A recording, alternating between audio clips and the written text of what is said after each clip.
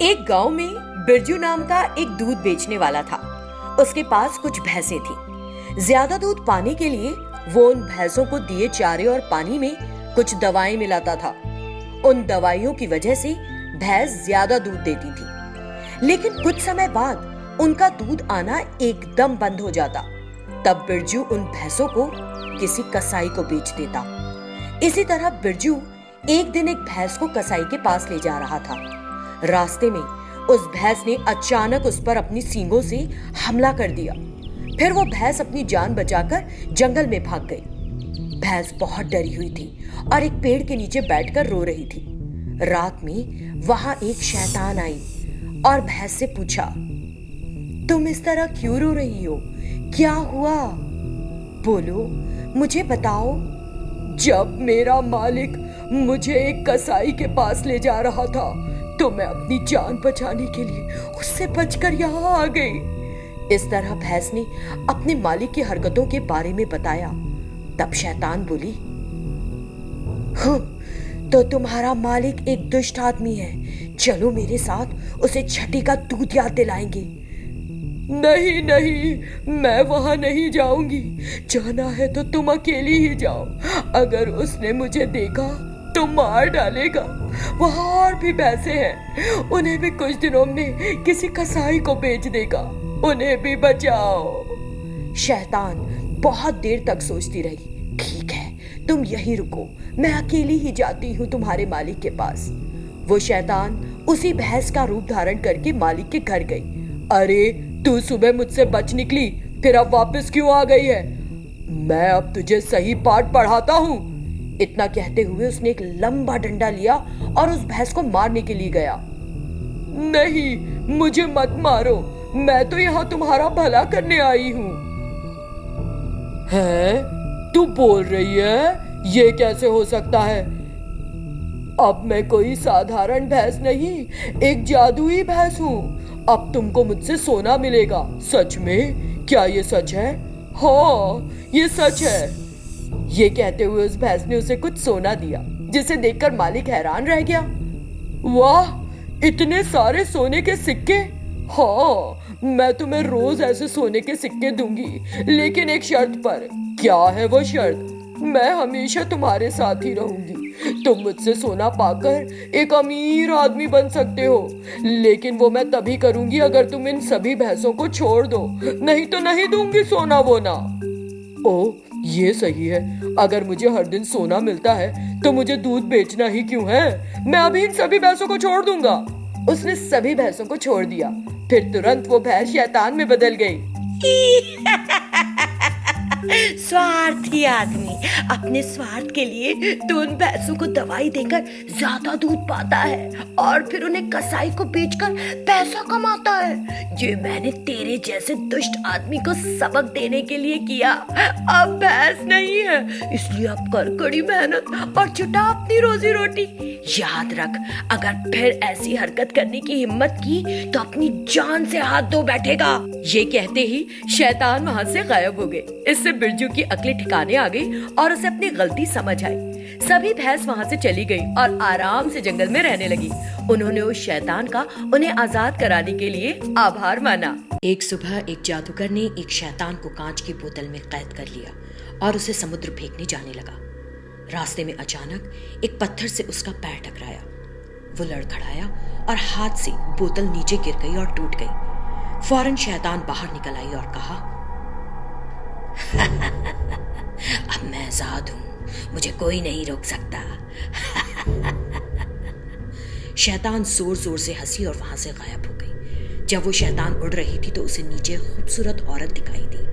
वो बहुत खूबसूरत है। जब शैतान ऐसा सोच ही रही थी तो उस औरत का पति रमेश बाहर आया। मैं जंगल जाकर ईंधन की लकड़ी लाता हूँ, मेरे घर लौटने से पहले कुछ भोजन तैयार कर लेना। उसे देखकर शैतान सोचने लगी, वाह, ये कितना हैंडसम है। मेरा उससे शादी करने का दिल कर रहा है, लेकिन मैं तो एक शैतान हूँ, ये होना मुश्किल है। कोई नहीं, मैं उसकी पत्नी के शरीर को वश में कर लेती हूँ। और शैतान उस औरत के शरीर में घुस गई। रमेश घर लौटा और बोला, रमा, मैं बहुत भूखा हूँ, कुछ खाने को लाओ जल्दी। खाने के लिए खून और मांस है, खाना चाहोगे तुम? ये सुनकर रमेश बेहद डर गया। क्या हुआ तुम्हें? ऐसी अजीब सी बातें क्यों कर रही हो? मुझे कुछ खाने को दो, मैं बहुत भूखा हूँ। अरे अरे बोला तो, तुमको एक बार में समझ में नहीं आता क्या? खून और मांस है। और शैतान खून और मांस लेकर आ गई। फिर वो रमेश की आंखों के सामने एक गिलास से खून पीने लगी और अजीब तरह से व्यवहार करने लगी, जिसे देखकर रमेश को मामला समझ में आ गया। वो बेहद डर गया और घर से बाहर भाग गया। उस रात रमेश अकेला नदी के किनारे उदास बैठा रहा और फिर रोने लगा। हे भगवान, अब मैं क्या करूं? मेरी पत्नी को एक शैतान ने अपने काबू में कर लिया है। प्रभु, अब तुम ही मेरे लिए एकमात्र सहारा हो। मेरे पत्नी के शरीर से उस शैतान को बाहर निकाल दो। तब उस नदी के पानी से एक देवी का उदय हुआ। देखो वत्स, इस तरह परेशान मत हो, मैं तुम्हारी मदद करूंगी। सच में उसकी पुकार सुनकर देवी आ गई। ये देखकर रमेश हाथ जोड़कर अभिवादन करने लगा। प्रिय देवी, बहुत बहुत धन्यवाद। कृपया मुझे जल्दी से कोई हल बताएं। वो रोने लगा। तब देवी ने उसके हाथ में पानी की एक बोतल दी। इस पवित्र जल को अपनी पत्नी पर छिड़क दो, फिर वो शैतान तुम्हारी पत्नी के शरीर को छोड़कर इस बोतल में प्रवेश कर जाएगी। बोतल को ढक्कन से कस के बंद कर देना और नदी में फेंक देना। रमेश ने देवी का धन्यवाद किया और वो तुरंत घर लौट आया। शैतान के काबू में उसकी पत्नी उस वक्त मांस और खून खा रही थी। ये देखकर रमेश डर के मारे कांपने लगा। फिर भी हिम्मत जुटाकर उसने वो पानी उस पर छिड़क दिया। तुरंत उस शैतान ने उसकी पत्नी के शरीर को छोड़ दिया और बोतल में घुस गई। तब रमेश ने झट से उस बोतल को ढक्कन से बंद कर दिया और उस बोतल को लेकर नदी के पास गया। उसने फौरन उस बोतल को नदी में फेंक दिया। तब फिर देवी प्रकट हुई। तुरंत रमेश ने उनका धन्यवाद किया और कहा, प्रिय देवी, मैं आपके द्वारा किए गए उपकार को कभी नहीं भूलूंगा। मेरी पत्नी पहले की तरह सामान्य हो गई है। बहुत बहुत धन्यवाद। इस तरह रमेश ने देवी का आभार माना। मुश्किल में ईश्वर से पूरे दिल से मांगी मदद हमेशा काम आती है। एक दिन अर्जुन नाम का एक युवक अपनी कार से जंगल से गुजर रहा था। अचानक उसकी कार चलनी बंद हो गई। ओ गॉड, ये क्या हुआ? अब इसमें क्या परेशानी आ गई? अर्जुन फौरन कार से बाहर आया और कार का बोनट उठाकर देखने लगा। ओ गॉड, पेट्रोल खत्म हो गया है। ओहो, पहले चेक नहीं किया मैंने। अब क्या करूं? अभी तो बहुत रास्ता बाकी है और आगे एक भी पेट्रोल पंप नहीं है। आसपास पहाड़ियों और पेड़ों के अलावा कुछ दिखाई नहीं दे रहा। अगर कोई जंगली जानवर ने मुझे देख लिया तो राम नाम सत्य होना पक्का है। अर्जुन को बहुत फिक्र होने लगी। तभी एक चुड़ैल बड़े मजे से उसे अपनी ओर आती दिखाई दी। अर्जुन बहुत डर गया। अरे बाप रे, मर गया। ये तो चुड़ैल है। मुझे तो लगा था कि मैं किसी जानवर के हाथों मरूंगा, लेकिन मेरी किस्मत में तो इस चुड़ैल के हाथों मरना लिखा है। वो चुड़ैल एक हाथ में बोतल लेकर धीरे धीरे उसके पास आई। और फिर, क्या गुरु, क्या हो गया? अर्जुन को अपने लिए गुरु सुनकर बड़ा अजीब लगा। ये चुड़ैल मुझे गुरु क्यों कह रही है? हेलो, मैं तुमसे पूछ रही हूँ, कुछ बोल क्यों नहीं रहे?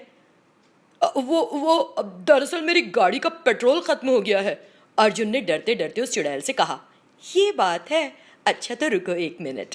इतना कहकर चुड़ैल ने अर्जुन को वो बोतल दे दी। इसमें क्या है? अर्जुन ने हैरान होकर पूछा। इसमें पेट्रोल है। मेरे मुंह से आग निकल रही है, देखकर समझे नहीं क्या? मैं पेट्रोल पीती हूँ, वही मेरा खाना है। अर्जुन की समझ ने जवाब दे दिया। उसने पेट्रोल को अपनी कार में डाल लिया।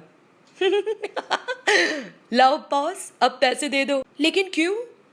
अरे पेट्रोल लिया ना उसके लिए। By God. हाँ, ये लो, ये रहा पैसा। अर्जुन ने उस चुड़ैल को कुछ पैसे दिए और पूछा, तुम तो एक चुड़ैल हो, फिर तुमको पैसा? इसलिए पूछ रहे हो ना क्योंकि मैं तो पेट्रोल पंप पर लड़की को डराकर मुफ्त में पेट्रोल ले सकती हूँ, लेकिन मुझे इस तरह दादागिरी करना पसंद नहीं। ये पेट्रोल मेरा खाना है। अगर किसी की गाड़ी यहाँ रुकती है तो मैं उन्हें कुछ पेट्रोल देकर उनसे पैसे ले लेती हूँ, फिर मैं पेट्रोल पंप जाकर पैसा देकर लेती हूँ पेट्रोल। आखिर चुड़ैलों के भी कुछ उसूल होते हैं जनाब। अर्जुन को समझ नहीं आया कि क्या कहे। क्या ऐसी चुड़ैलें भी होती हैं? ये सोचकर अर्जुन ने उस चुड़ैल को शुक्रिया कहा और अपनी कार में बैठकर चला गया। चुड़ैल भी वहां से गायब हो गई। इस कहानी को देखने से पहले क्या आप ऐसी चुड़ैल के बारे में जानते थे? नहीं ना,